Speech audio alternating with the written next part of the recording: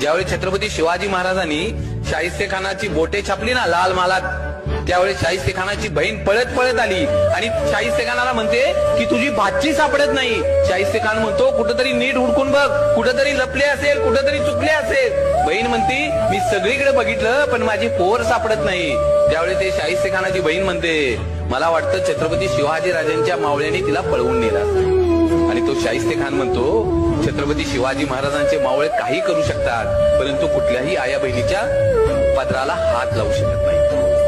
ही माझ्या राजाची पुण्य आहे. अरे तो औरंगजेब छत्रपती शिवाजी महाराजांचा सगळ्यात मोठा शत्रू, आणि ज्या दिवशी छत्रपती शिवाजी महाराजांची निधनाची बातमी त्याला कळते ना त्यावेळी आपले दोन्ही हात त्या खुदाकडे करतो आणि त्या खुदाला मागणं मागतो, हे अल्लाह अपने जन्नत के दरवाजे खाली रखना, माँ बहनों की इज्जत करने वाला दुनिया का सबसे बड़ा योद्धा आपके पास आ रहा है. माझ्या राजाची ही पुण्य आहे ना.